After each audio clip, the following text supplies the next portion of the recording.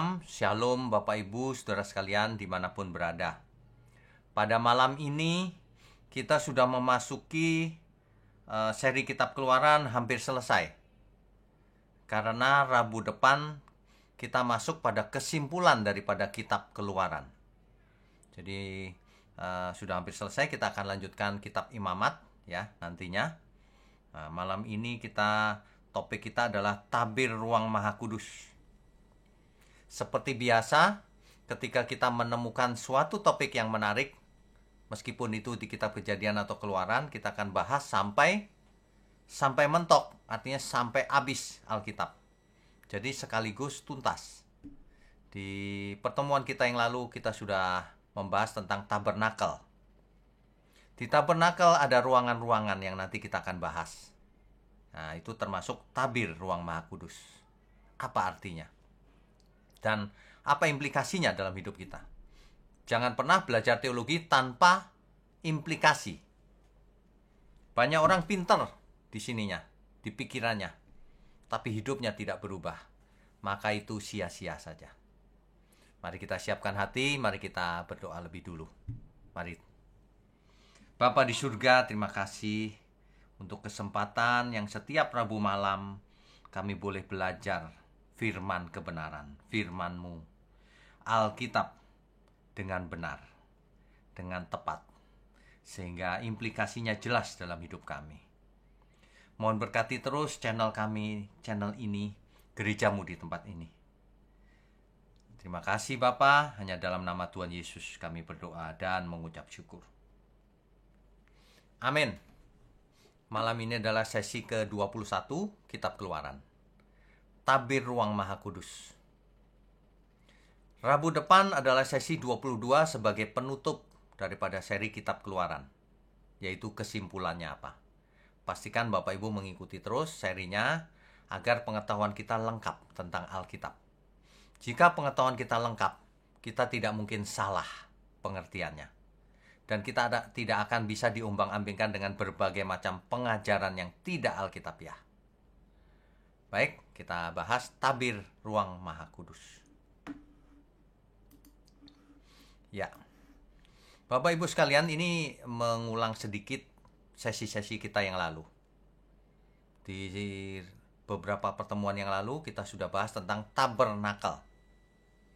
Istilah tabernakel atau dalam Alkitab bahasa Latin, Vulgata, yang dipakai oleh saudara kita umat Katolik kebanyakan, disebut tabernakulum. Ya. Kalau dalam bahasa Ibrani, kan teks aslinya bahasa Ibrani itu. Kalau dalam bahasa Ibrani dipakai hamiskan. Ha itu ya, the miskan. Miskan itu artinya kemah, kemah itu. Atau tempat tinggal.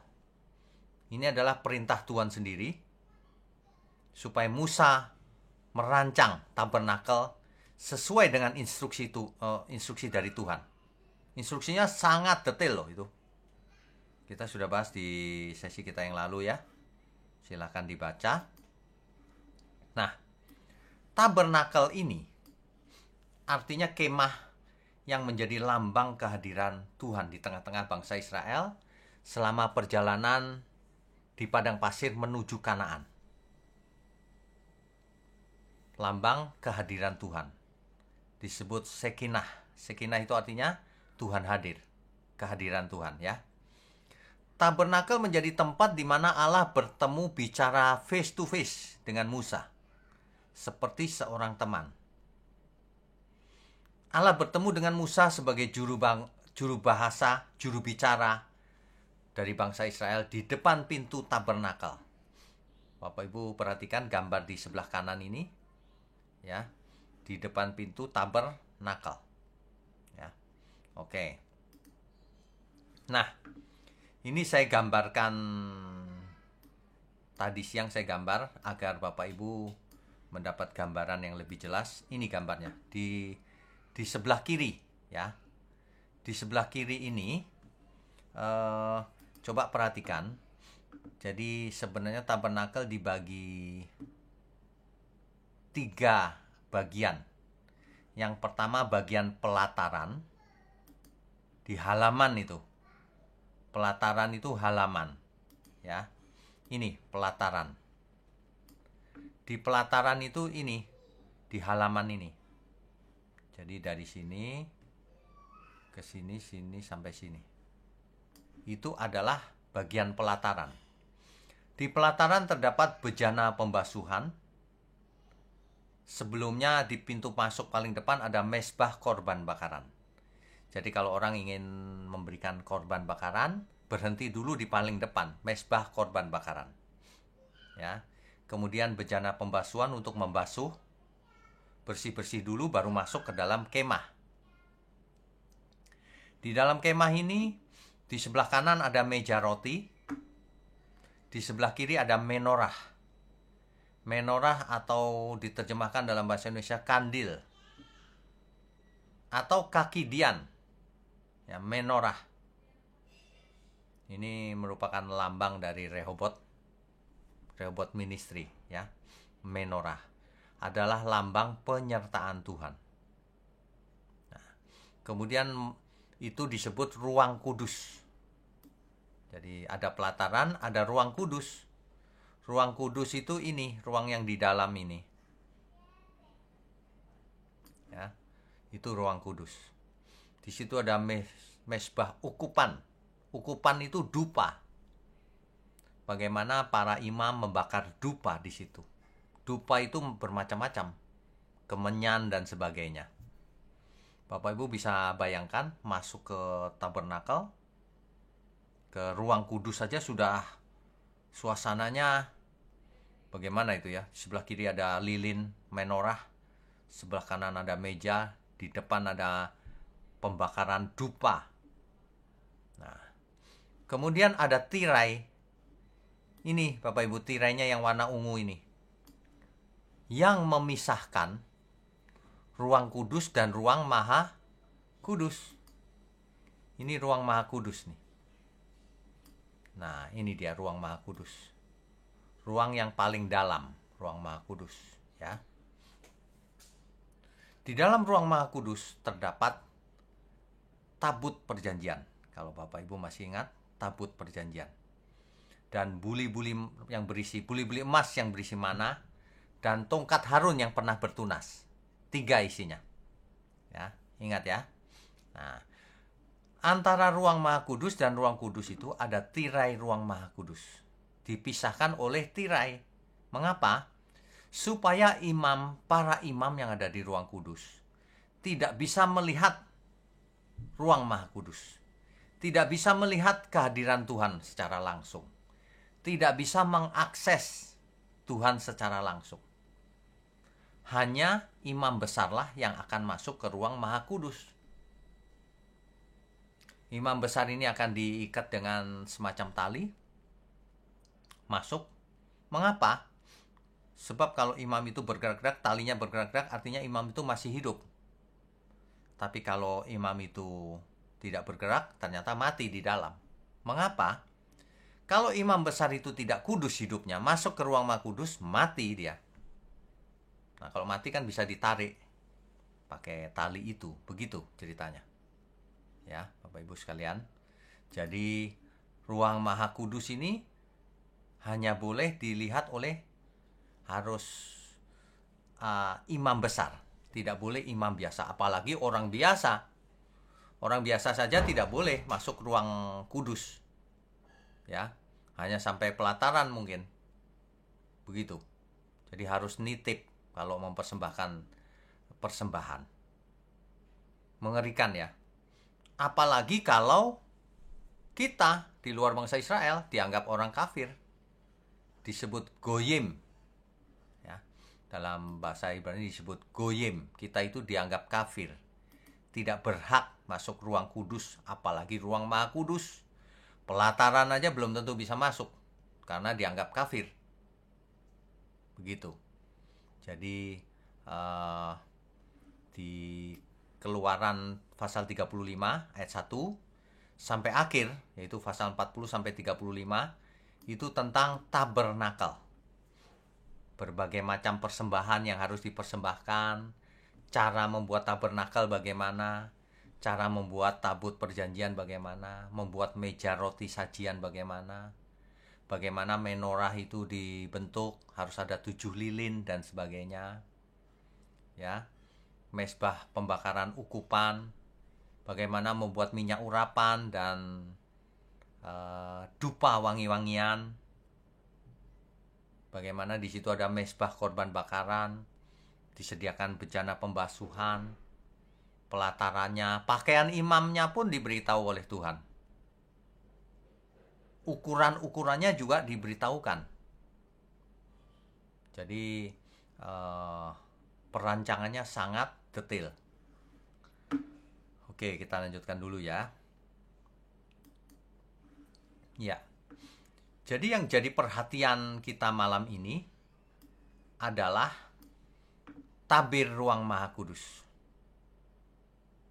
Yaitu tabir yang memisahkan ruang Maha Kudus dan ruang kudus. Melambangkan apa? Pemisahan antara Tuhan dan manusia yang berdosa. Manusia yang berdosa tidak bisa bertemu dengan Tuhan secara langsung. Harus melalui perantaraan imam besar. Ya. Oke, kita lanjutkan. Ya. Apa itu ruang Maha Kudus? Kodes Hakodashim. Ruang Maha Kudus. Atau diterjemahkan ruang paling kudus bisa juga. Ruang Maha Kudus adalah ruangan khusus di dalam tabernakel atau bait Allah yang kemudian tabernakel kan sementara itu ketika pindah-pindah sepanjang perjalanan di padang pasir. Tapi ketika sampai di Kanaan, maka bangsa itu tidak pindah-pindah lagi, maka dibangunlah bait Allah. Tabernakel sudah tidak penting lagi. Nah, di bait Allah layoutnya sama. Ada ruang Maha Kudus yang dipisahkan oleh sebuah tirai. Itu. Ya. Nah, tidak banyak bisa diketahui apa isi ruang Maha Kudus setelah masa pembuangan. Ketika Israel Yerusalem dihancurkan, jatuh ke tangan musuh, bangsa Israel diangkut sebagai budak ke pembuangan. Ya. Nah, setelah itu ketika dibangun lagi sudah tidak jelas isinya jadi apa. Ada seorang sejarawan Yahudi namanya Yosefus itu melaporkan bahwa tidak ada apa-apa di sana. Karena tabut perjanjian hilang. Pada waktu zaman pembuangan itu sudah hilang, isinya hilang. Jadi ruang Maha Kudus nggak ada isinya menurut catatan Yosefus. Ketika nanti bait Allah dibangun lagi, ya. Oke, kita lanjutkan dulu ya. Nah, ada kitab namanya Kitab 2 Baruk. Memang kitab ini tidak tercantum di Alkitab kita, tidak masuk kanon Alkitab. Alkitab ini pseudepigrafa. Jadi kitab yang di luar Alkitab. Dalam 2 Baruk 6 ayat 7 dipercaya bahwa isi ruang Maha Kudus diangkat ke surga katanya. Sebelum Yerusalem dihancurkan oleh Babilonia di tahun 586 sebelum Masehi. Jadi Babel datang ke Yerusalem menghancurkan tahun 586 sebelum Masehi. Tapi ditulis oleh 2 Baruk 6 ayat 7 bahwa isinya ruang Maha Kudus diangkat ke surga katanya. Yaitu tadi tabut perjanjian, tongkat Harun, dan buli-buli emas yang berisi mana. Ini menurut 2 Baruk 6 ayat 7 ya.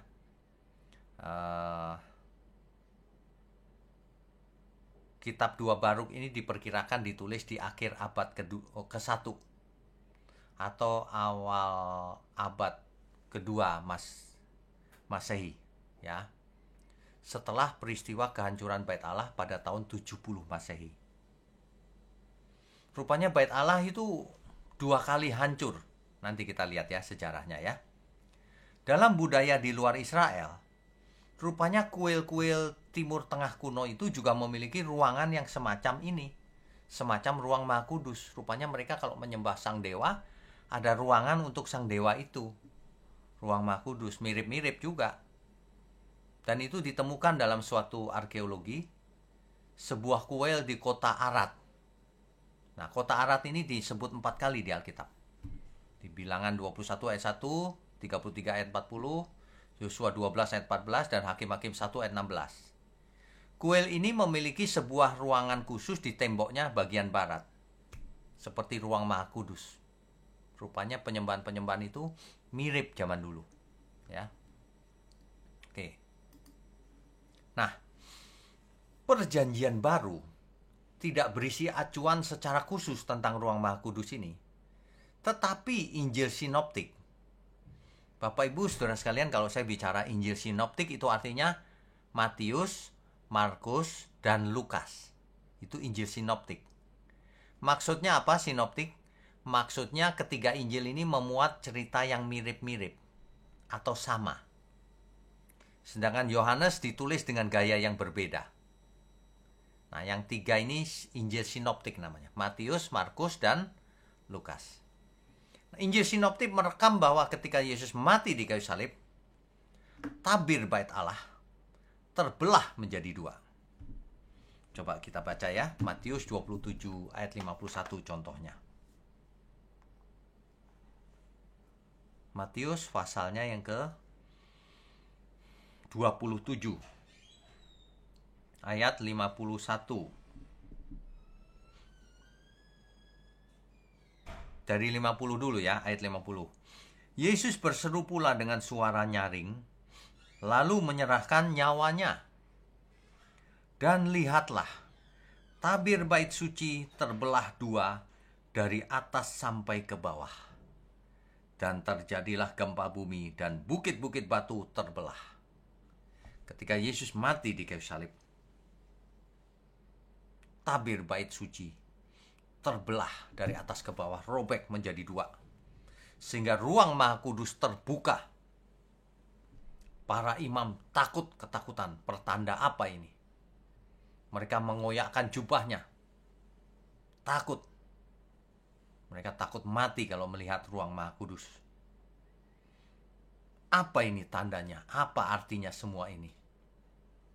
Nanti silakan dibaca kisahnya itu di Matius 27 ayat 51 atau Markus 15 ayat 38 atau Lukas 23 ayat 45. Lebih baik lagi kalau dibaca satu perikop supaya konteksnya nyambung, ya. Jadi supaya konteksnya nyambung, jangan sampai tidak mengerti. Yang penting bagi kita adalah apakah arti dari terbelahnya tabir ruang Maha Kudus ini? Apa artinya? Kita lanjutkan dulu. Ya, ini dia ayat-ayat tadi yang kita baca. Lukas 23 ayat 45 di situ ditulis sebab matahari tidak bersinar. Mungkin terjadi gerhana ya. Karena gelap gulita. Alkitab mencatat gelap bukan hari itu? Kemungkinan gerhana karena masih siang. Gelap gulita itu artinya gerhana. Gerhana matahari. Ya. Dan tabir bait suci terbelah dua. Ini dicatat di 3 Injil, penulis yang berbeda. Ya. Oke, kita lanjutkan. Ya. Jadi ketika Tuhan Yesus mati di kayu salib, implikasinya apa? Ini yang sangat penting. Bait suci tabirnya terbelah jadi dua. Kita harus membaca Ibrani pasal 9 dengan teliti. Mari Bapak Ibu, kita baca Ibrani pasal 9. Nanti Bapak Ibu ulang-ulang ya di rumah ya. Ibrani pasal 9. Saya bacakan ya.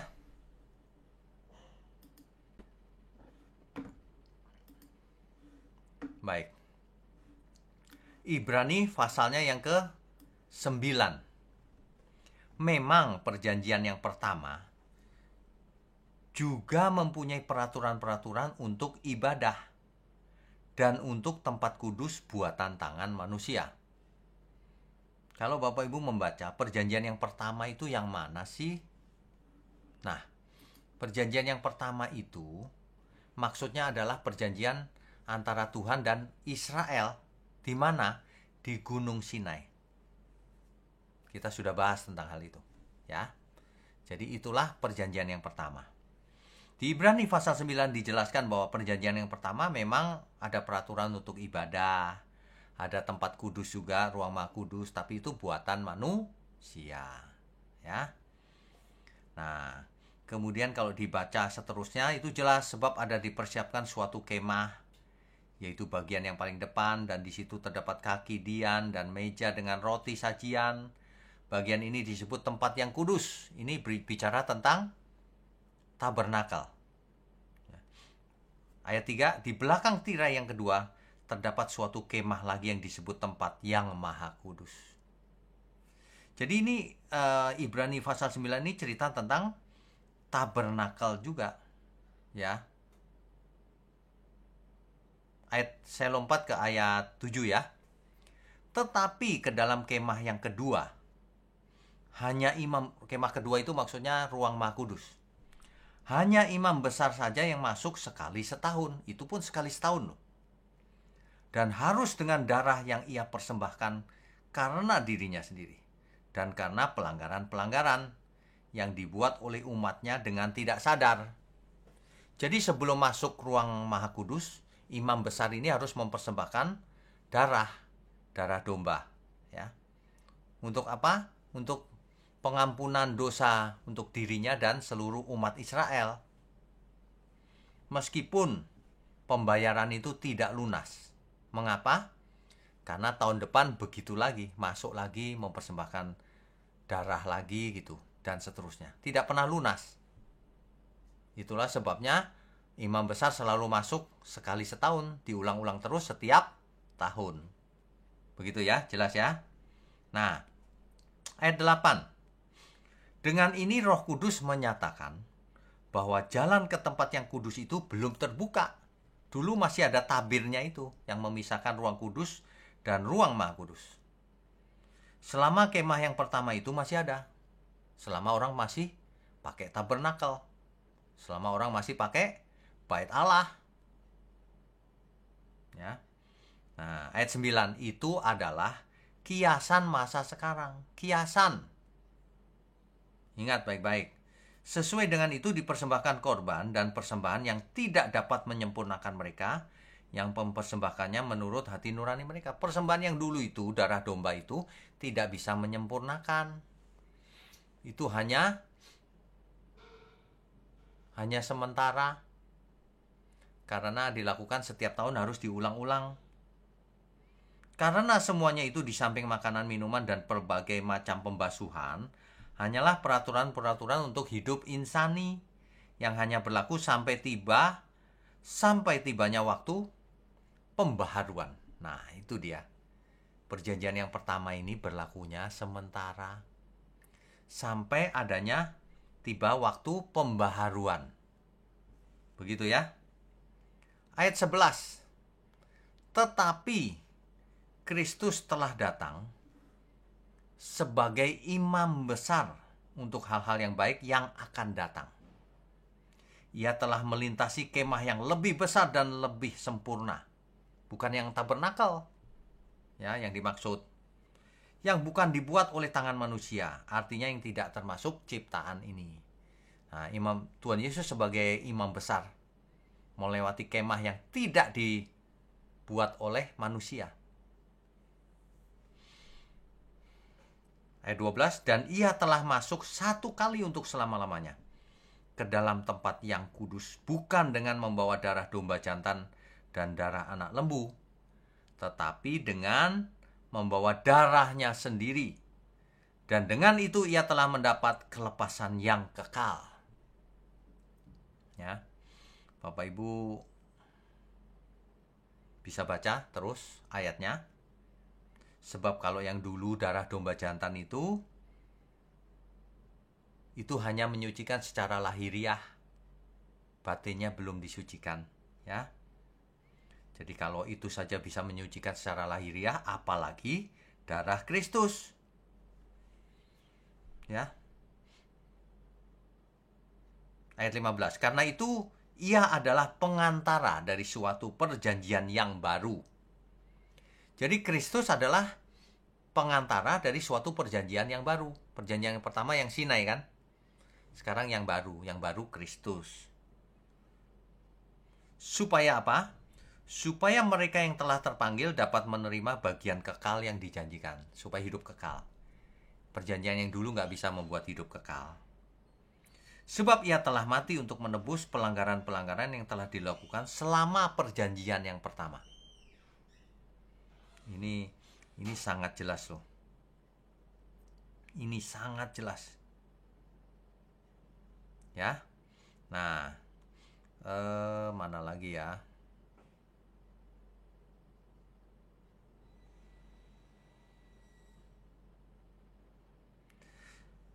Ayat 24. Sebab Kristus bukan masuk ke dalam tempat kudus buatan tangan manusia, yang hanya merupakan gambaran saja dari yang sebenarnya, tetapi ke dalam surga sendiri untuk menghadap hadirat Allah, guna kepentingan kita. Jadi tabernakel dan bait Allah itu hanya gambaran yang sebenarnya di surga. Imam besar yang masuk ruang Maha Kudus itu hanya gambaran. Imam besar yang sebenarnya adalah Kristus menghadap Allah sendiri. Untuk kepentingan siapa? Kepentingan kita. Ia menghadap Bapanya untuk kepentingan kita. Ayat 25 jelas nih. Dan ia bukan masuk untuk berulang-ulang mempersembahkan dirinya sendiri. Seperti dulu imam besar setiap tahun harus masuk ke tempat kudus dengan darah yang bukan darahnya sendiri, tapi darah domba, kan? Tapi Tuhan Yesus masuk hanya satu kali dengan darahnya sendiri. Untuk apa? Untuk menghapuskan dosa. Ayat 27 ini penting. Dan sama seperti manusia ditetapkan untuk mati hanya satu kali saja, dan sesudah itu dihakimi. Artinya tidak ada reinkarnasi. Kesempatan satu-satunya ya hidup ini. Demikian pula Kristus hanya satu kali saja mengorbankan dirinya untuk menanggung dosa banyak orang. Sesudah itu ia akan menyatakan dirinya sekali lagi tanpa menanggung dosa untuk menganugerahkan keselamatan kepada mereka yang menantikan dia. Jadi kalau Tuhan datang yang pertama, menanggung dosa manusia, menebus. Nanti kedua kali datang, bukan menebus dosa lagi, tetapi menganugerahkan keselamatan bagi orang-orang yang kudus hidupnya, yang menantikan dia. Inilah Ibrani pasal 9. Ini luar biasa loh Bapak Ibu. Cuma bacanya mesti pelan-pelan dan harus mengerti. Bapak Ibu nanti baca secara perlahan seluruh pasal 9 ya. Dan harus mengerti. Kalau tidak mengerti diulang-ulang ini. Online Bible Study ini. Supaya mengerti. Kalau perlu dicatat. Kalau perlu Alkitabnya di stabilo-stabilo dikasih catatan. Ya. Jangan punya Alkitab masih baru terus. Itu artinya tidak dibaca. Alasannya Alkitab nggak boleh dicoret-coret, Pak. Ya kalau dicoret sembarangan ya nggak boleh. Tapi kalau dibuat catatan boleh. Di stabilo boleh. Dan itu sangat membantu pengertian kita. Dan Tuhan maunya kita mengerti. Tuhan tidak mau kita punya Alkitab seperti baru, nggak pernah dibuka. Ya. Amin ya. Kita lanjutkan slide kita. Iya.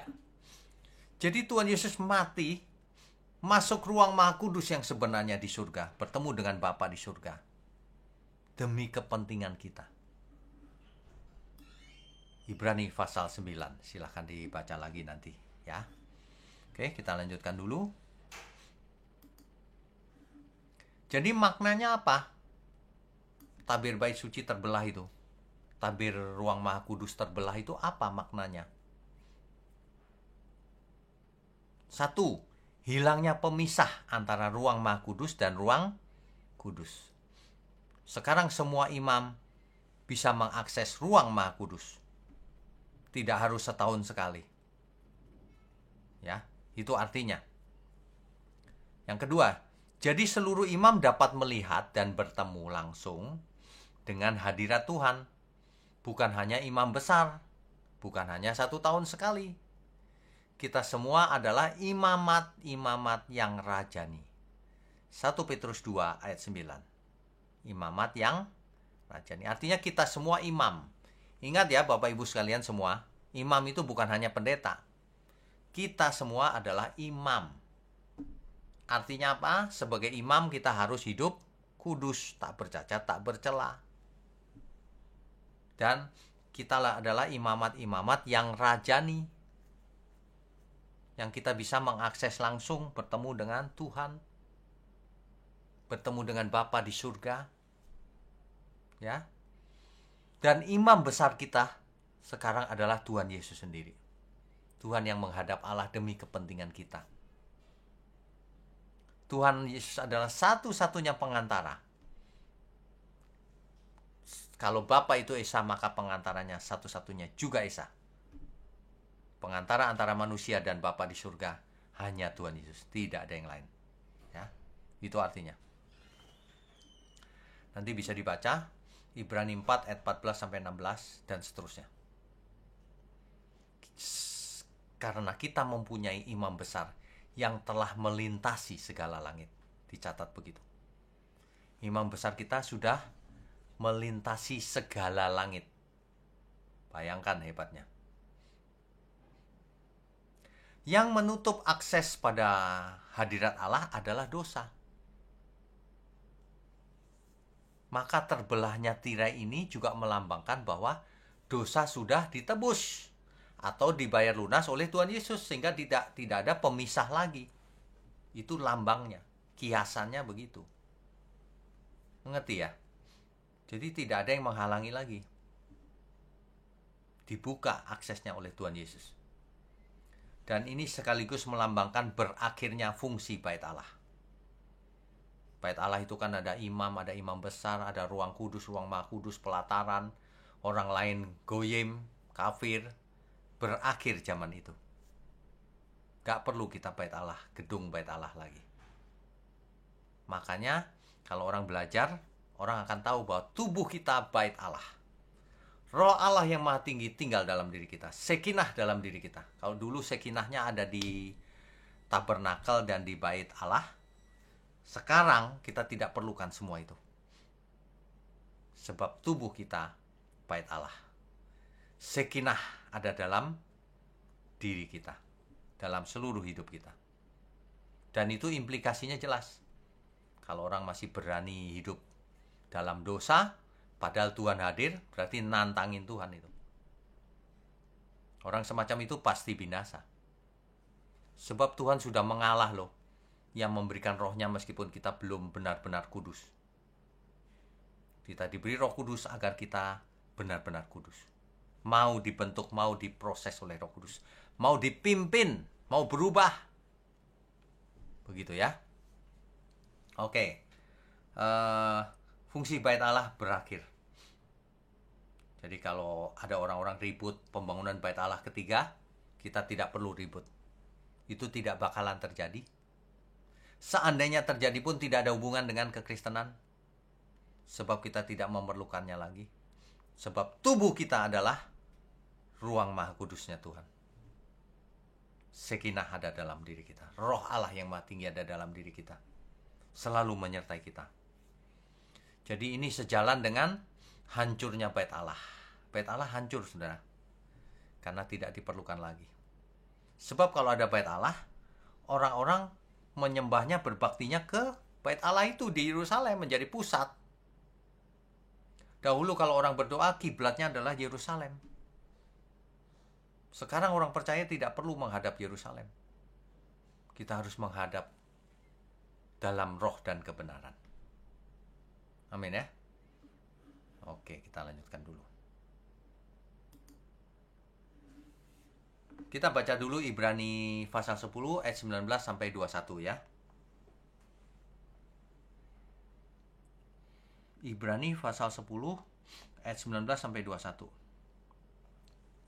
Jadi saudara-saudara, oleh darah Yesus, kita sekarang penuh keberanian dapat masuk ke dalam tempat kudus. Yang dimaksud tempat kudus itu tempat ruang Maha Kudus, di mana Allah hadir. Karena Ia telah membuka jalan yang baru dan yang hidup bagi kita melalui tabir, yaitu dirinya sendiri. Tabir itu adalah Tuhan Yesus sendiri. Ya. Dan kita mempunyai seorang imam besar sebagai kepala rumah Allah. Ini dia, ya. Jadi pengertian salib itu luar biasa. Banyak orang tidak mengerti. Sayang sekali. Kebenaran kalau dimengerti dengan benar itu dampaknya dalam hidup kita luar biasa. Alkitab kan berkata kalau firman itu ditabur lalu dimengerti dengan benar, maka hidup orang itu berbuah-buah. Ada yang 100 kali, ada yang 60 kali, ada yang 30 kali. Bapak Ibu yang rajin ikut online Bible Study ini pasti mengalami perubahan luar biasa. Pasti. Bapak Ibu bisa memeriksa diri sendiri. Apakah aku berubah ya? Gitu. Karena firman itu berkuasa. Itulah hebatnya firman Tuhan yang benar itu. Tapi kalau diartikan salah, nggak ada kuasanya sama sekali. Ya. Oke. Ini adalah gambar daripada bait Allah yang dibangun atau direnovasi oleh Raja Herodes, ya. Oke. Ini ringkasannya nih Bapak Ibu. Bait Allah yang pertama dibangun oleh Salomo tahun 950 sebelum Masehi. Lalu dihancurkan oleh Babel tahun 587 atau 586 sebelum Masehi. Kemudian Babel jatuh pada 539 sebelum Masehi. Dan Yahudi kembali dari pembuangan ke Yerusalem, pulang ke Yerusalem dari pembuangan, ya. Kemudian bait Allah yang kedua. Bait Allah yang pertama dihancurkan oleh Babel ini, isi ruang Maha Kudus sudah hilang semua. Tabut perjanjian sudah tidak ada juga, ya. Nah, setelah kembali dari pembuangan, Zerubabel memimpin untuk membangun bait Allah. Membangun ulang bait Allah. Dan itu selesai sekitar 518 atau 517 sebelum Masehi. Bait Allah inilah yang kemudian direnovasi oleh Herodes Agung, diperbesar, dibuat megah. Itu tahun 20 sebelum Masehi. 20 tahun sebelum Yesus lahir. Raja Herodes Agung merombak bait Allah itu semakin megah dan semakin besar. Dan itu memakan waktu sekitar 80 tahunan. Lama sekali. Jadi tahun 62 sampai 64 Masehi baru selesai itu direnovasi. Inilah bait Allah yang dilihat oleh Tuhan Yesus. Masih ingat? Tuhan berkata, "Rubuhkan bait Allah ini, dalam 3 hari akan kubangun lagi." Tuhan tidak bicara pembangunan bait Allah ketiga. Tuhan bicara bait Allah itu adalah dirinya sendiri, tubuhnya. Mati 3 hari 3 malam dan bangkit pada hari ketiga maksudnya. Ya. Nah, tapi sayang, baru selesai direnovasi oleh Herodes. Langsung di tahun 70 Masehi, Yerusalem diserang oleh Jenderal Titus dari Roma, yang kemudian menjadi Kaisar Roma, Titus. Yerusalem hancur lebur. Bait Allah dihancurkan. Seperti nubuatan Tuhan Yesus bahwa tidak dibiarkan batu ada di atas batunya. Habis semua. Hari ini kalau kita lihat bait Allah, itu tinggal tembok baratnya saja. Ya, begitu ya Bapak Ibu. Sejarah dari bait Allah. Hari ini ada sekelompok yang percaya bahwa bait Allah ketiga akan dibangun. Tidak bakalan. Ya. Seandainya dibangun pun tidak ada hubungan dengan kita.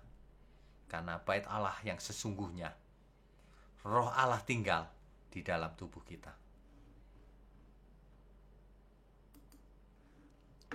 Bapak Ibu sekalian, inilah gambar tembok bait Allah yang masih tinggal, yaitu bagian barat. Tembok bagian barat, ya. Ini dia. Jadi ini tembok bagian barat nih. Ya.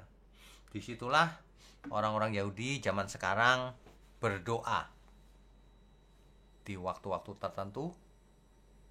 Doanya juga menyelipkan, kalau para wisatawan suka menyelipkan secari kertas doa di tembok itu. Inilah tembok yang sering disebut juga tembok ratapan. Ya. Di belakang tembok ratapan ini kan tembok bagian barat nih. Di belakang tembok ini, itulah lokasi dari bait Allah Salomo yang dulu, yang oleh Herodes direnovasi. Hari ini kita lihat berdiri Masjid Dome of the Rock, ya. Dan agak jauh dari sini ada Al-Aqsa, Masjid Al-Aqsa. Nah, jadi tidak mungkin dibangun lagi bait Allah ketiga. Bisa perang dunia, Bapak Ibu. Oke, berikutnya. Nah, ini adalah gambarnya, Bapak Ibu. Yang di sebelah kiri adalah dulunya begini. Yang di sebelah kanan sekarang begitu. Jadi batas-batasnya masih dapat ditentukan hari ini. Karena fondasinya kan masih ada. Ya. Nah, itu dia. Jadi jelas ya, Bapak Ibu, fotonya. Oke, saya lanjutkan ya. Ya. Yang paling penting adalah bagaimana kita harus hidup sebagai penyembah-penyembah yang benar. Bapak Ibu nanti baca sendiri Yohanes 4 ayat 5 sampai 26. Di mana Tuhan Yesus bertemu dengan seorang perempuan Samaria di pinggir sumur Yakub. Terjadilah dialog di sana. Ya. Perempuan Samaria ini berkata begini, mempermasalahkan beribadah. Nenek moyang Samaria beribadah di gunung itu, di gunung, maksudnya itu Gunung Gerizim. Sedangkan kau katakan orang harus beribadah di Yerusalem. Hari itu ada dua kutub, Bapak Ibu Saudara sekalian. Kalau orang Israel asli, Yahudi, beribadah di bait Allah yang dibangun Salomo, yang direnovasi oleh Herodes, ya, dibangun ulang oleh Zerubabel. Nah, itu di Yerusalem. Sedangkan orang-orang Samaria tidak boleh masuk. Makanya mereka membuat peribadatan sendiri di Gunung Gerizim, di atas Gunung Gerizim. Nah, Tuhan hari itu meluruskan bahwa nanti akan tiba waktunya. Coba ya saya bacakan ya, hal yang paling penting ini. Yohanes 4 ayat 5 sampai 26 kan?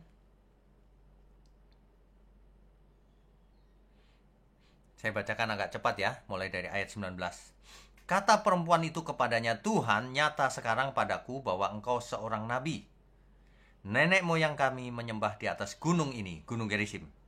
Tetapi kamu katakan bahwa Yerusalemlah tempat orang menyembah.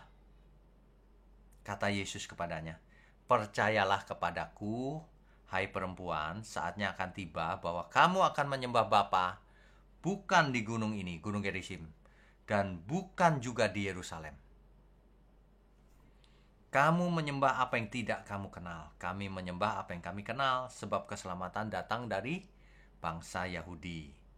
Tetapi saatnya akan datang dan sudah tiba sekarang bahwa penyembah-penyembah benar akan menyembah Bapa dalam roh dan kebenaran. Sebab Bapa menghendaki penyembah-penyembah demikian. Allah itu roh, dan barang siapa menyembah Dia harus menyembahnya dalam roh dan kebenaran. Apa itu menyembah dalam roh dan kebenaran? Yaitu menyembah yang tidak diatur lokasinya harus di Yerusalem atau di Gerizim. Kalau berdoa harus ngadep Yerusalem, satunya ngadep di Gunung Gerizim, enggak. Ibadah yang benar mempersembahkan seluruh hidup kita.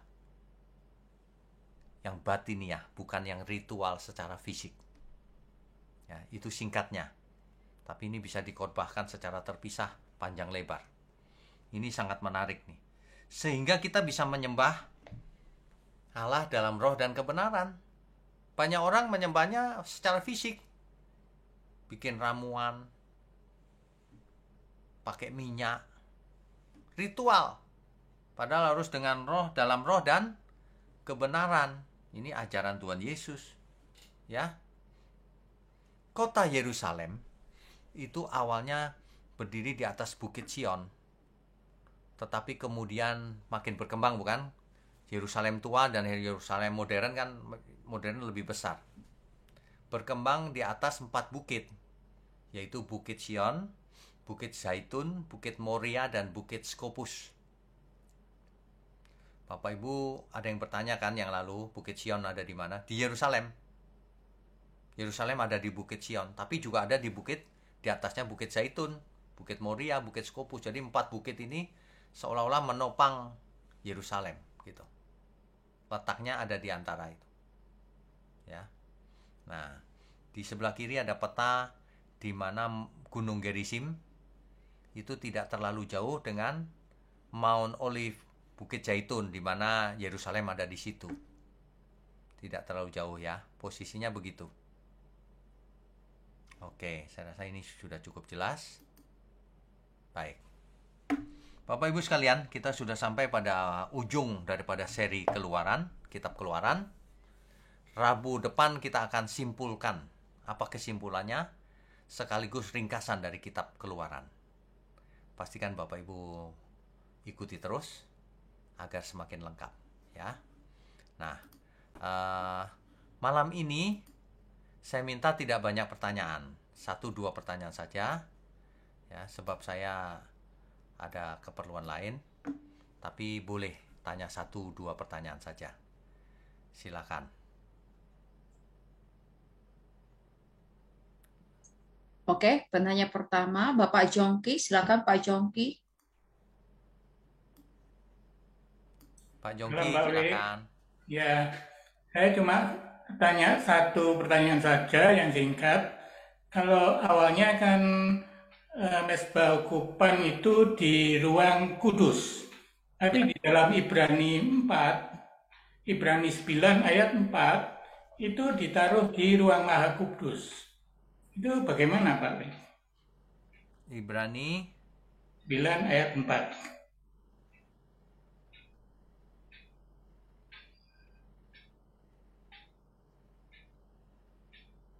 Mana Pak? Nggak ada Pak. Ibrani 9 ayat 4. Iya, di situ terdapat mezbah pembakaran ukupan dari emas dan tabut perjanjian, ya, yang seluruhnya disalut dengan emas.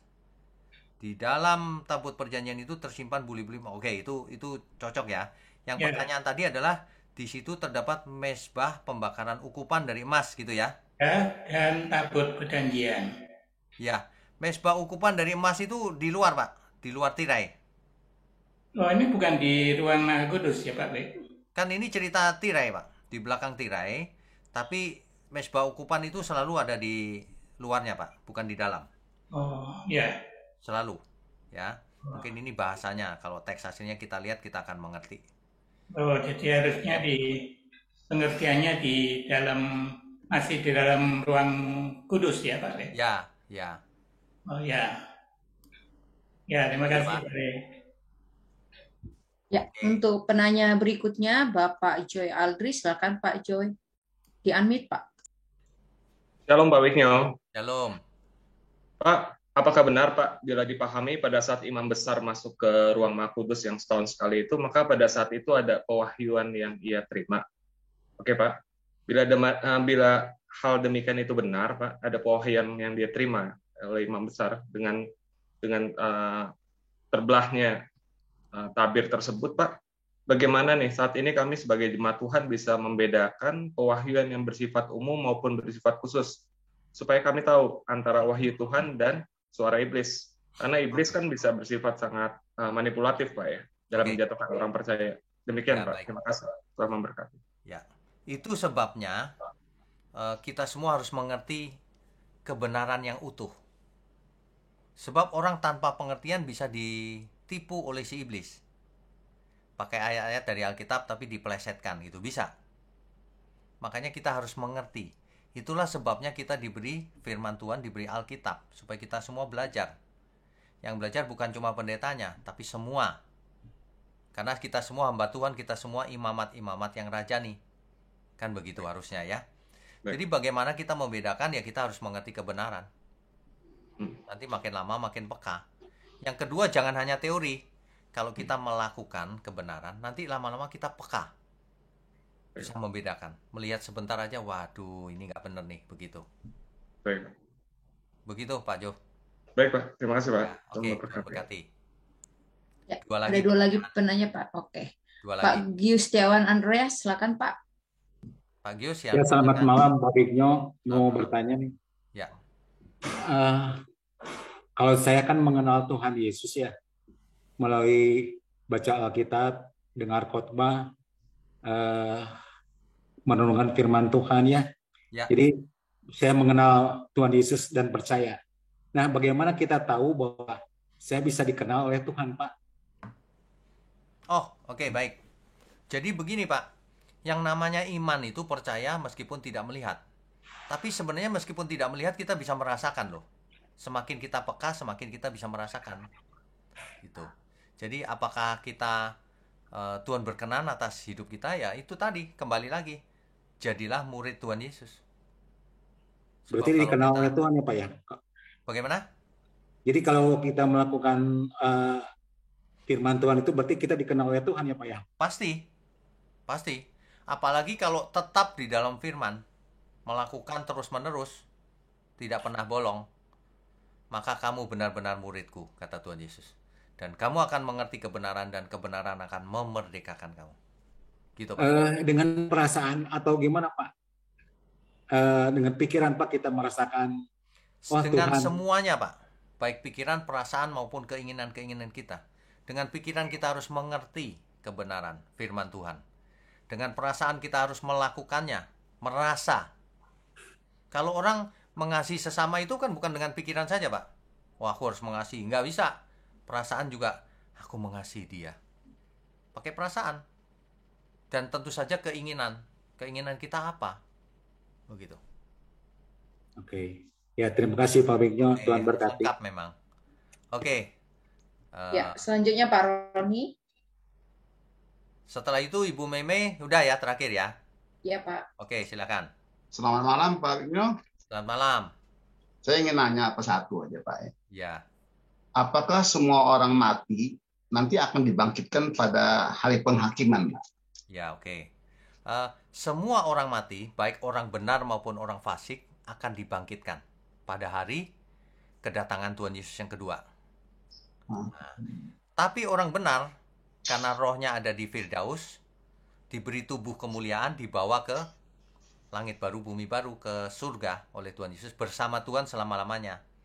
Tapi orang fasik dibangkitkan dengan tubuh yang baru itu, dibiarkan ketinggalan di bumi yang menjadi lautan api yang disebut neraka itu. Begitu Pak. Jadi 2 kali, berarti orang fasik itu, kalau termasuk orang fasik itu berarti 2 kali dia akan mati gitu ya Pak? Betul. Itulah yang disebut oleh kitab Wahyu kematian kedua. Kematian kedua itu maut oleh lautan api itu. Kalau begitu kenapa orang yang fasik itu harus dibangkitkan Pak daripada dia nanti dimusnahkan kembali Pak? Karena memang mau dihukum Pak. Karena memang itu penghukumannya. Oh. Kan orang jahat akan menanggung hukuman Pak. Sudah dikasih tahu. Gitu ya. Yang selamat bersama Tuhan selamanya. Nah, yang fasik, yang jahat ya dibangkitkan untuk dibakar selamanya. Begitu. Lalu korelasinya dengan perang Armageddon nanti gimana Pak? Perang Armageddon itu tidak harafiah Pak. Itu figuratif. Jadi bukan orang pakai bambu runcing di lapangan atau lembah Armageddon lawan, udah nggak zaman Pak. Sekarang perang pakai drone, pakai teknologi gitu. Itu artinya peperangan antara kebenaran dan kejahatan. Terjadi peperangan gitu. Memang sebenarnya terjadi peperangan Pak, nggak harus secara fisik, dalam segala hal gitu. Jangan membayangkan terjadi peperangan di lembah Harmagedon. Nggak bakalan, Pak.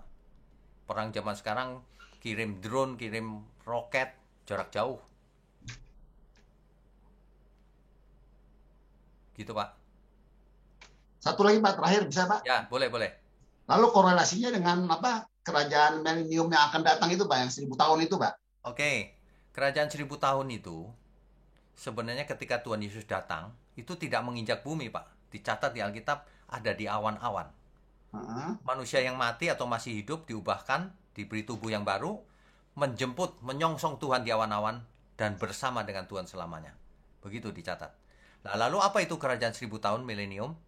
Itu figuratif, Pak. Sejak Tuhan Yesus mati di kayu salib, sampai nanti Tuhan Yesus datang kembali, itulah kerajaan 1000 tahun. Jadi kita sedang ada di kerajaan 1000 tahun sekarang ini.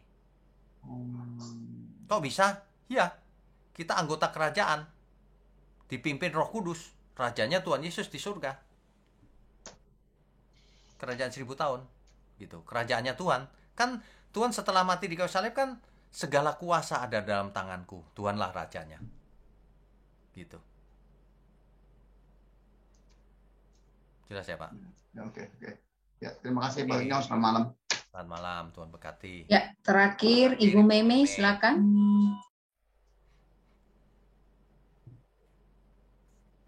Shalom Pak Wino. Shalom.